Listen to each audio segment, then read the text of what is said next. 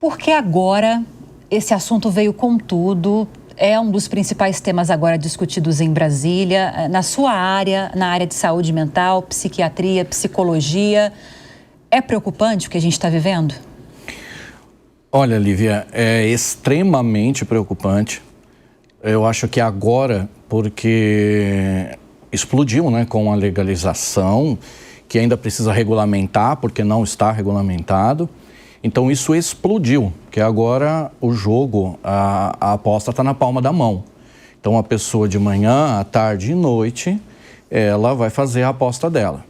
E nós já estamos vendo muito claramente em todo o sistema de saúde pública, né, a gente está vendo uma demanda que triplicou.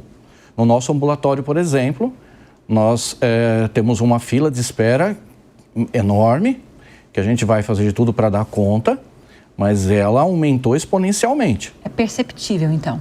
É perceptível. É surreal o que está acontecendo. E um detalhe que eu quero chamar a atenção. A saúde pública no país não está preparada, nem todos da atenção primária na UBS está preparada para atender os casos de transtorno do jogo. Então é extremamente perigoso. E por isso que a gente vai ver cada vez mais na mídia pessoas aí, né, relatando as suas ruínas financeiras, suicídios e etc. Isso vai continuar crescendo e vamos ver como é que fica a regulamentação. Inclusive hoje aqui no programa a gente vai trazer alguns relatos para enriquecer o nosso debate, a nossa conversa, viu, Edilson? Agora, Carla, no aspecto econômico a gente tem vários números para mostrar para a nossa audiência ao longo da discussão de hoje. Também é uma preocupação muito clara hoje, mas que traz uma perspectiva de preocupação na área econômica talvez ainda maior para os próximos anos, se não houver uma regulamentação adequada. Sim, a gente tem uma preocupação socioeconômica, que ela é muito importante. Aí a gente vai pensar no grau do endividamento, como que isso afeta as famílias, e aí a gente expande um pouco mais para a questão tributária, por exemplo, e vamos pensar aqui um pouquinho nessas questões, como que, quem é esse perfil, né? Qual é, estatisticamente, quem é esse jogador, como é que ele funciona. Então, esses impactos econômicos, que muito bem dito agora, são novos, porque nós já tínhamos o jogo como monopólio do Estado, que é, por exemplo, a Mega Sena e tudo, nós já tínhamos isso. O Brasil convive com o jogo do bicho, digamos assim, né? Há muito tempo, mas a explosão justamente está na questão da palma, ou seja, a tecnologia adicionada a isso é o que a gente tem como impacto, Lívia.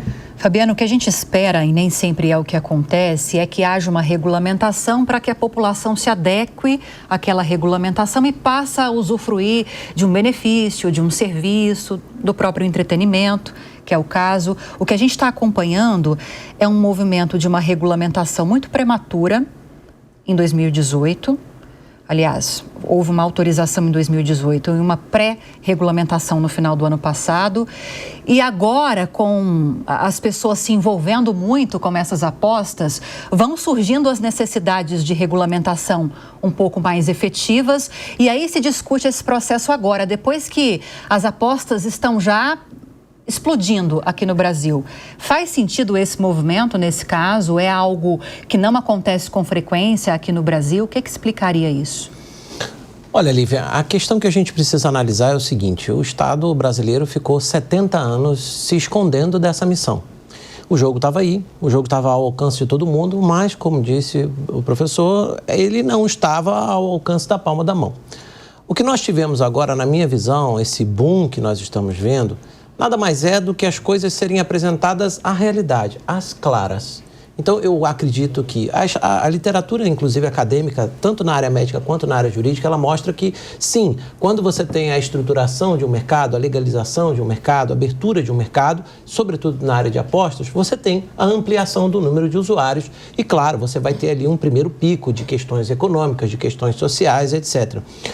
Mas o que a gente precisa entender é o seguinte: nos últimos tempos, se você mencionou a autorização de 2018, o que aconteceu foi, nós tivemos a Lei 13.756, essa lei autorizou, mas não regulamentou. Sim. Então, nós ficamos 4 anos em que esse assunto entrou na mídia, que esse assunto entrou no radar do brasileiro e nós ficamos com o brasileiro jogando 4 anos sem nenhuma proteção. É o que nós temos hoje, essa sede do brasileiro em lidar com essa coisa nova. Mas eu quero te dizer a você e a todos que estão aqui o seguinte, eu já tive a oportunidade de acompanhar quase 10 setores regulados diferentes pela minha atuação acadêmica. E o que eu digo é o seguinte, o que nós estamos vendo no mercado de apostas não é nada diferente daquilo que a gente viu na abertura de vários outros mercados. Por exemplo, com a abertura do mercado de telefonia, etc. É óbvio que aqui nós temos uma circunstância específica de um produto que tem uma questão, vamos dizer assim, psicológica, médica, alguma coisa assim. Mas eu acredito que nós temos todos os elementos e todas as ferramentas jurídicas para dar conta dessa missão. O que nós temos hoje temos, mas não temos, né? Porque a gente tem uma lei, a gente tem portarias, mas grande parte delas só vale a partir de 1º de janeiro de 2025. Então o mercado continua aí bombando, como dizem os mais novos hoje, e a gente acaba não tendo uma lei ou a regulamentação eficaz. Mas, repito, eu sou muito confiante em relação a isso, acho que o Ministério tem feito um trabalho dentro do possível muito bom, e o que nós precisamos é dar tempo ao tempo, criar os instrumentos jurídicos com o apoio dos técnicos, dos acadêmicos, para que a gente possa chegar a um bom termo. Então, esse movimento é natural. Com o mercado funcionando, as necessidades de regulamentação vão surgindo e aí esse arcabouço vai sendo construído nesse processo. Então, não é algo assim fora do normal. Não, o que a gente tem é um descompasso temporal. A gente tem o mercado rodando, as bets injetando patrocínio, injetando suas marcas na mídia, mas a gente ainda não tem essas regras. E olha, nós temos hoje nada menos do que 11 portarias já editadas sobre todos os temas, jogo responsável, prevenção à lavagem de dinheiro, jogo online e diversos outros assuntos. Então, ferramental jurídico a gente tem. Sim. Felipe, a comissão da OAB aqui de São Paulo, que você está representando aqui, de Direito dos Jogos e Apostas, deve estar bem movimentada, né? Vocês devem estar levantando muitas discussões para contribuir com essa questão. O que você pode compartilhar aqui com a gente? Todo dia é uma novidade, né?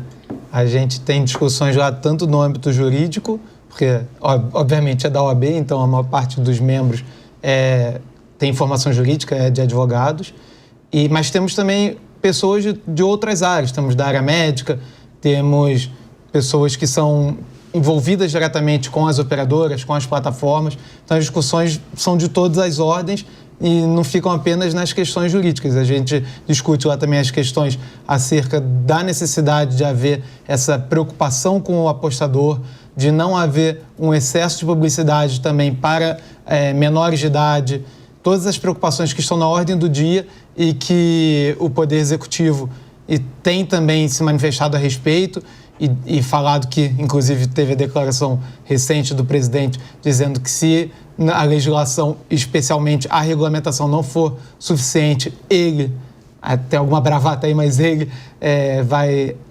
anular e voltar a como era vai pelo proibir, menos 4 né? anos. Ele foi Exato. bem claro, não vai funcionar mais bets aqui no Brasil. Então, assim, bravatas à parte, é um fato que o tema está na ordem do dia e em diversas áreas, desde o mundo do direito até o mundo da área médica e outras mais. Sim.